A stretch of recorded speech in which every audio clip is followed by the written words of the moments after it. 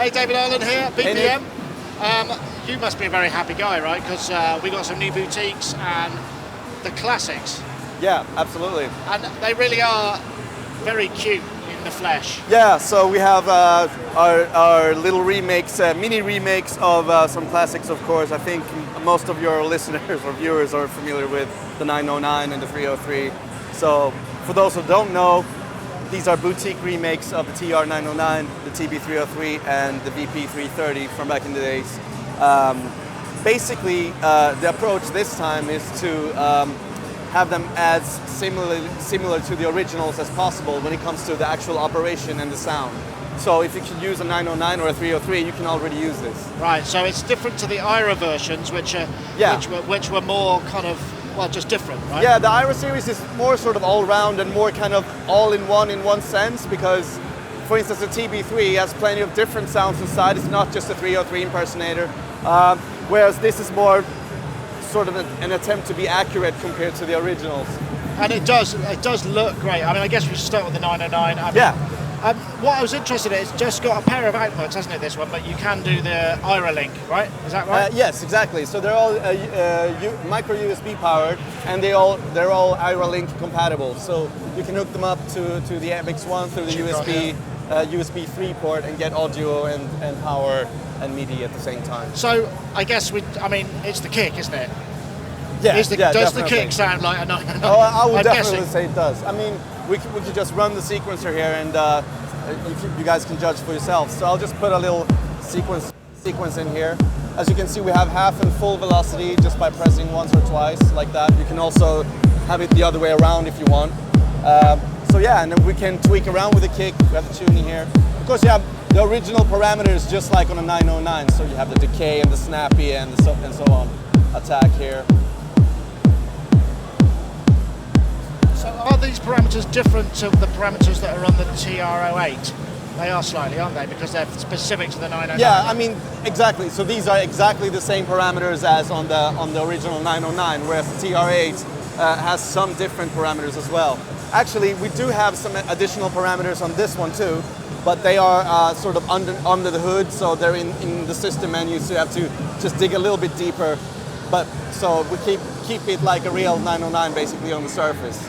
And one of the things that was a criticism of the 08 was the way that the song chaining, the pattern chaining worked.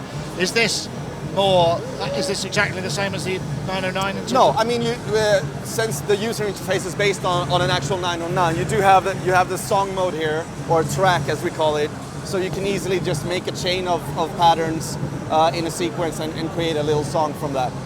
So you have four separate tracks there that you can make. Yeah, so and also kind of like the TR-8, you can chain patterns just by holding the first and pressing the last like that. Gotcha, same thing. So you can, if you want a basic pattern chain, you can easily create right, that. so you can link patterns together as well. Let's get the kick in and see what happens next. Sorry, the snare in. The snare, yeah, absolutely. So let's put some snares in. Oh. What am I doing? I should add that you've had these probably about 10 minutes longer than we've been here, right? Yeah, exactly. So, yeah. There we go. Tweak the snappy here. Make it more snappy or more muffled. Just like the original, we have the tone. And tuning.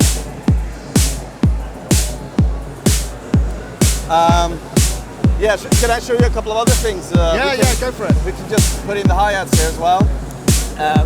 Something I like is just putting full hi-hats in and then just go an extra hit and just make it a little bit more dynamic, so jumping up and down like that.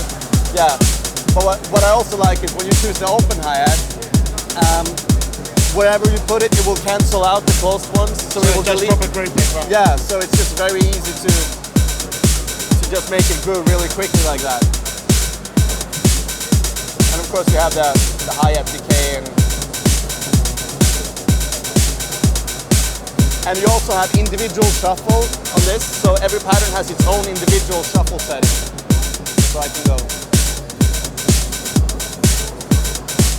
And this is specific now for this particular pattern, so I can have a straight pattern and a shuffle pattern. Ah, right, okay, that's cool. We actually have 30, what do you call it in English? 32 notes, 30-second notes? 30-second notes. 30-second notes. So if I just hold enter while I'm step recording, I'll go back to the hi-hat. If I hold enter, I get all the 30-second notes synco, or syncopation. So I can just go. You get Alright, so you get that actual beat division. Yeah. So those are actual 30-second notes and not flamps, because we have flamps, of course, like on the original, which are separate.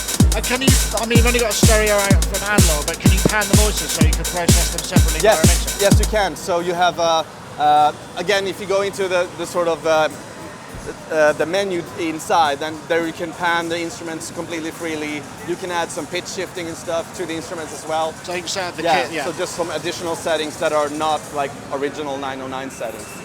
Ah, cool. Yeah, one of my favorite things here is the trigger output as well.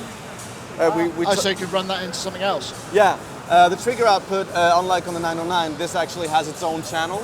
So this means I can, if I go back to the step sequencer, I'll just choose the trigger out as my instrument. And now we can put that, just put that on a few steps here. And we can, we can send it out to, in this case I have my Torcido actually, our EFX range, which we made videos of earlier. Yeah, so I've made a little drum synth out of this with two gate inputs. So we'll just try triggering that from the TR-09. Oh, sorry. So trigger output in here.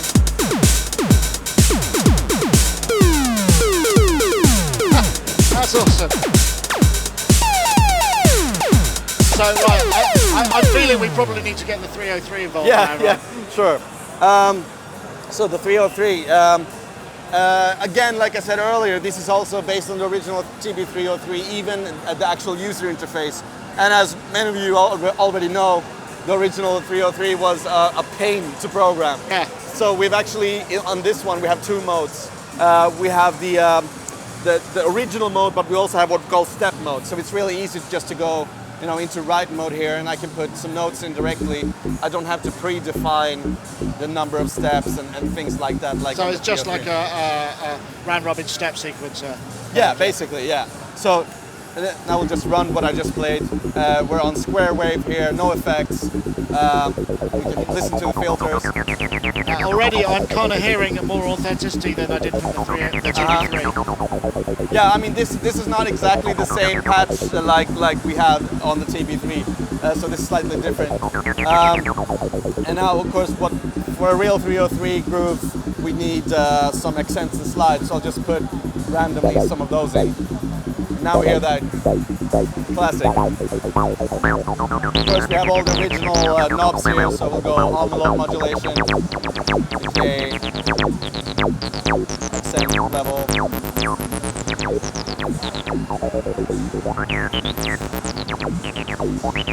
I think I could see some people putting their hands in the air, David. Yeah, we can check out the sawtooth as well. And that's got a nice quack to it. Yeah.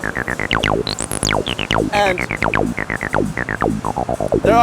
there are some minor differences from if you compare this one to the original 303, of course. You can already see some of them. Well, it's bigger actually, isn't it? Yeah, it's slightly bigger. It's because it's a boutique shape, so it fits even into a K25 keyboard. Yeah. If you, for some reason, want to play a 303 with a keyboard, you can do that.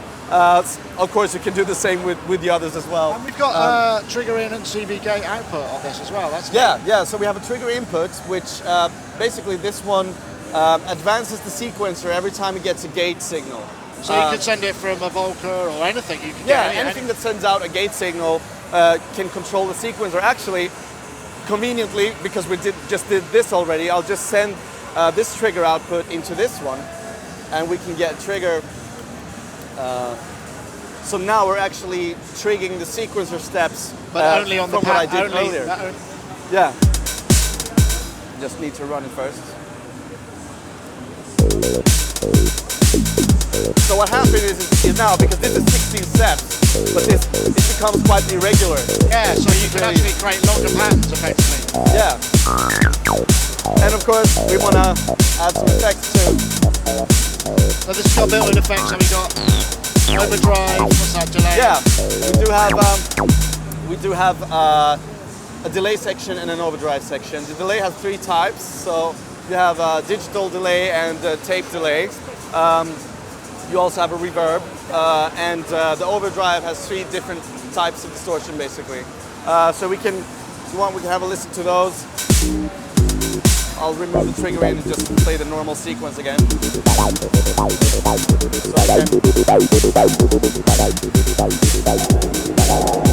add tons of reverb if you want to. And I really like when I play around just adding reverb really quickly, just like. Is that something that you can? Does it motion sequence? Can you drop those in, or is it? No, it doesn't sequence internally all the knob changes, but you do. They all send and receive control change messages, or CC. So it's easy to, if you use the DAW or any external MIDI sequencer, you can make those. I noticed this has got MIDI in and out as well. I'm sorry? It's got MIDI in and out as well, I noticed. Yeah, MIDI in and out. Again, micro USB with IRA link, of course. Built-in audio interface is what all of these 3 have. So yeah, very easy to record and control from computer or any external sequencer. So we've also got the vocoder, the VP-03. Yes. I think everybody was expecting a D50, but they got a vocoder instead. But yeah. I mean, this is a classic, right? This is definitely a classic. It's based on the VP-330. It's from 1979, I think. Very classic vocoder sound, been used by, you know, legends like Phil Collins. Michael Jackson used it on his Thriller album and so on, and has a very distinct and, you know, very characteristic vocoder sound. And we're seeing this inside the case. This is the keyboard case. It's yeah, it's not as standard. Yeah, exactly. So this is just like the rest. This is a boutique module, but it also you can also put it in the K25 keyboard, which is also obviously very appropriate for a product like this one. So tell me about it.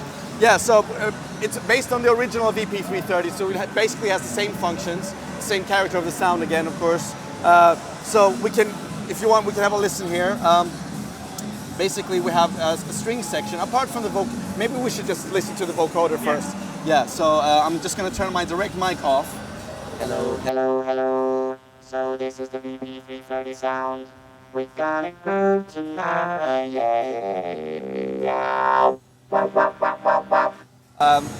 So that's the. So there's a bit of that because the VT did a little bit stuff, a little bit. Yeah, like that. the VT3 was actually kind of based on the VP-330 as well, but it wasn't a you know, a replica of the VP-330, but the vocoder character was loosely based on the 330. So this one that was the vocoder part. You can regulate the tone as well. So if I go 1 2 3 1 2 3 1 2 3 A B C D E F G. So very clear pronunciation as well. It comes with a gooseneck mic already, which, you know, high quality mic, very clear pronunciation as well. So we have that vocoder sound in there, 4 voices, but then we also have, like on the 330, we have a little kind of synthesizer section. So we have strings here. I'll just turn the vocoder off. Turn the strings up here. We have a little mixer for those things here. Of course, this is not, you know, real acoustic strings. No, this but is it's vintage. that classic ensemble-y sort yeah, of, it's like, you know, old string machines, this kind of thing. You can adjust the tone here, make it brighter or more muffled, attack. So we can just.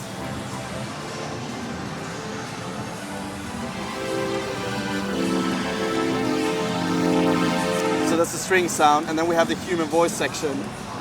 Male and female, so if you turn this up. I feel like I'm at the cathedral.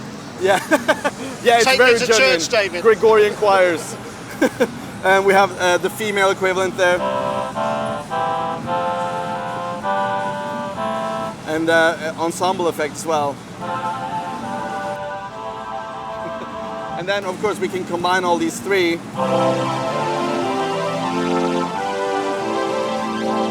Like that. I mean, that is the ensemble swish that really kind of makes these apart. So, yeah. And the vocoder, so it's 4 voice again, right? 4 voice. 4 voices, yes. And you can obviously, you have little switches here for everything. So, including my direct mic, I can also mix that one in. And I can combine the vocoder and the synth parts and everything like this. If I want to. direct mic switch or direct mic level is quite useful to have if you sing at the same time. So yeah. I noticed we got a step sequencer and memories as well, so like the other boutiques. So there's is that 16-step sequencer? Yeah, this is 16-step sequencer, and these can also be used for chord memory. So we have. Oh, that's useful with the vocoder. Yeah, we have chord memory as well. So yeah, we can try. I'll just go into memory mode. Put some sounds on. So you can just store 16 different chords there. Oh, and yeah, if you like, I'll show you an example of check. Something useful. You can have this for with a direct mic and just chord memory. I can sing a little song. Here we go. Where are we? What the hell is going on? The dust has only just begun to fall. Drop seconds in the coffee, sinking feeling. Oh, nice. So things like Very that. brave man for tackling that one. That's yeah. So Yeah. that's just so you were just using the chord sequence. Sorry. You were just using the chord memory. Yeah. So I just Were you playing some extra top line as well? No, I was just playing literally with one key and just recalling the chords. You've got to leave them in there for the final production model, so everyone can have a little go at. Okay, I'll try to make that happen. Yeah. Also, there is this quite a unique feature in the step sequencer here, which actually allows you to record audio on separate steps. So I can just like this. And, Phonetics, that sort of thing, right? yeah, exactly. So you can actually, of course, you can play it back dry like this. It's not really musically interesting that way, but you can use that as a foundation for the vocoder as well. So if I just turn off the direct mic, we can listen to it through the vocoder.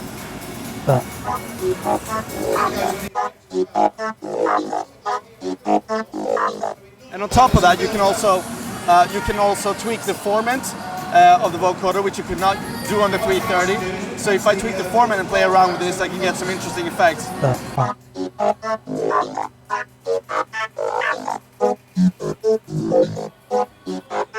That's neat. Nice extra feature.